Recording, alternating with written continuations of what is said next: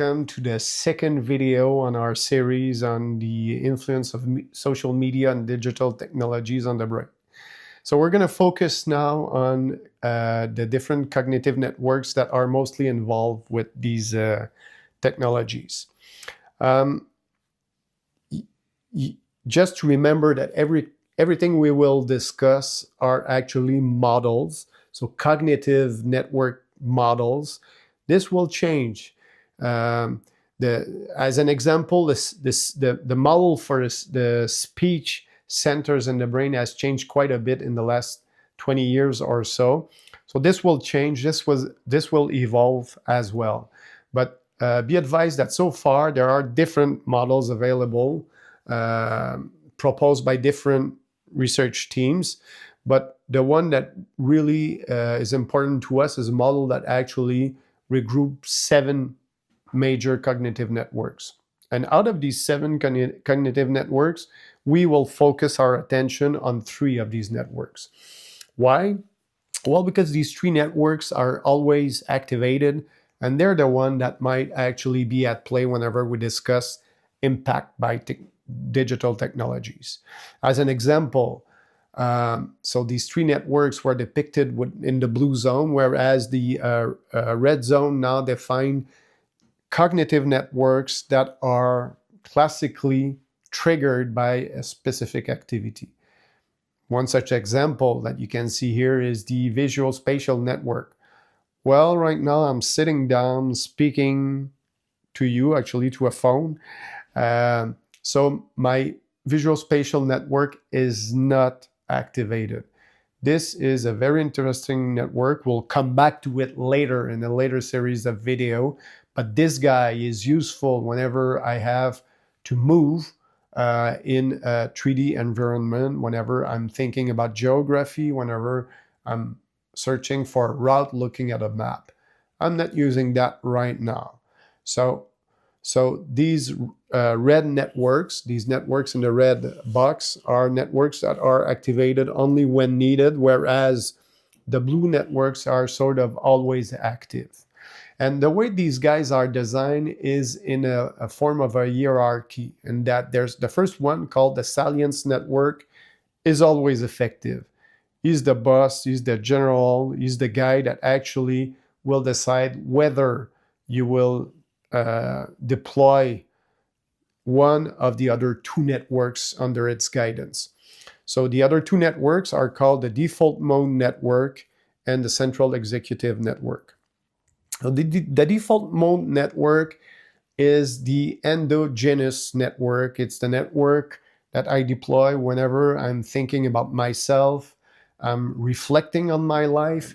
It is a network that is used whenever I am daydreaming, whenever I am thinking about anything but work.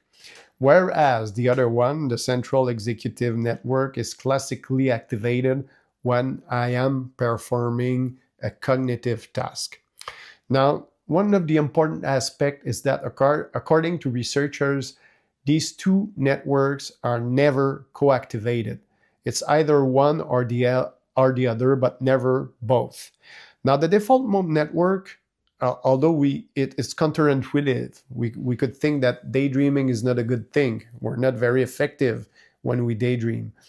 Well, we realize that it is actually quite important because, like we said earlier, it is whenever you think about yourself, whenever you build your own identity, you use the default mode network. And as we will see in the 3rd video, the digital technology actually prevents you from daydream, from using your default mode network.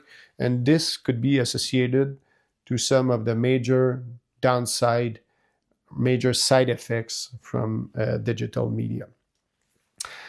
So opposed to the default mode network is the central executive network. And it's easy. It's really the one network that deals with everything that is exterior to you. So extraneous information. Whenever you do process data, information, the central executive network is active. And one of the myths that we need to debunk when we discuss about the central executive network has to do with multitasking. Now, multitasking is a term that comes from computer science. And once again, computer science and neuroscience are two different fields. We have imported this term in neuroscience, but what we know for sure is that the brain is not very good at doing multitasking. It is really a myth. The central executive network, and it is also true for the memory, working memory, which is part of the central executive network. So the working memory is good when it's used longitudinally performing a single task. So if you try to perform multitask at the same time, it's not quite effective. Your brain is not designed to do that. Actually, when you picture traffic of information within the brain, you might think that there are different lanes, different roads, but it is not the case. The brain is actually organized in such a way that there is only one road. And if you try to do multiple activities on this road, well, you're going to clog it. There will be traffic, and you will be less efficient at dealing with data. You will do what we call task switching or blinking, task blinking. There is what we call an attentional bottleneck, in that you can concentrate on only one task.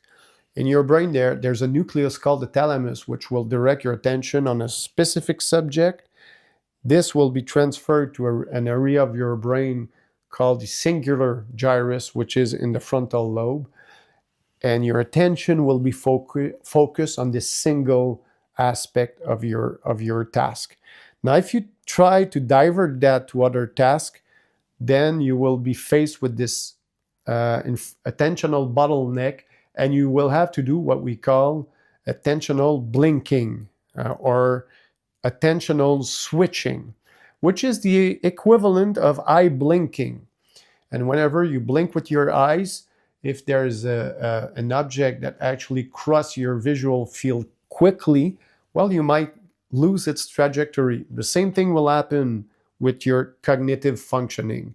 So if you blink frequently, if you co-work on different cognitive tasking at the same time, you will lose efficiency.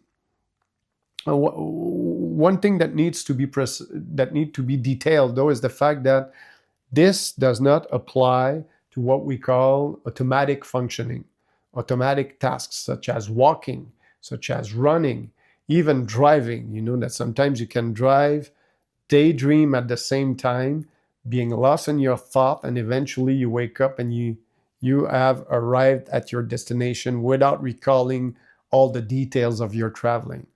So there are tasks that are considered automatic in the brain, and I could give you an example, and you will see that there's a link for the third video, which will discuss the impact of digital technologies. Let's say I'm writing. I'm performing a task via my central executive network. Now I have my phone by my side, and there's a notification that gets in. Either it's a news, a texto, or an email. This will divert my work from this notification, and I will do attentional blinking, meaning I will lose in efficiency. I'm clogging my road, my only road for cognitive working, with some other information, and so I'm less efficient. If you have multiple tasks to perform, ideally, you are better to perform them in a sequential fashion, one at a time, complete the entirety of your task, and then do something else. It's much more effective to do that than to try to co-work these two tasks at the same time. So in conclusion, there's three major cognitive networks that we need to discuss for the third video that is to come about the impact of digital media. The first one is the salience network. This is the salience guy. This is the general. It's the one that will decide whether you are in default mode network or in central executive network, but you never are active in these two networks at the same time. You're either one or the other. If you are in the central executive network, you're treating everything that is exterior to yourself. You're processing data, information exterior to your person. And remember that this guy is really good at doing one single task at a time. It's not good. He's not very proficient at doing multitasking, contrary to the belief.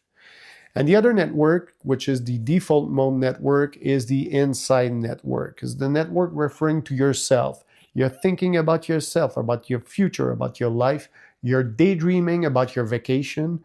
And this guy is, contrary to what we could think, really important to build upon yourself.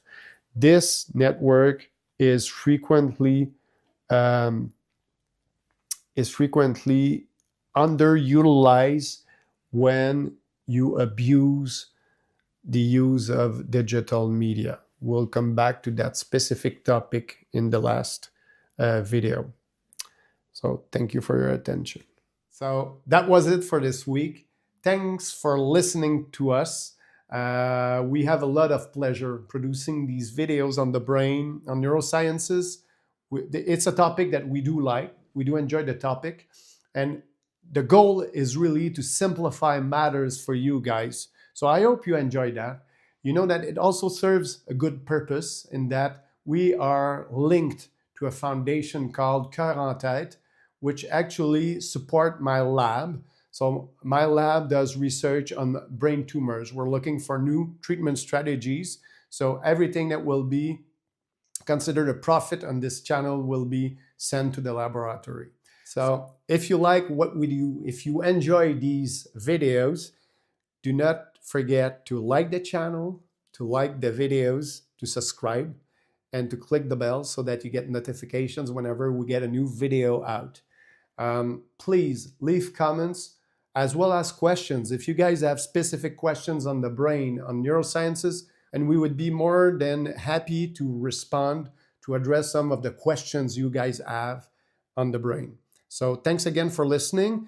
Notice as well that there is a link directly to my internet site that will promote any media activities as well as release of new books. So thanks again for being there.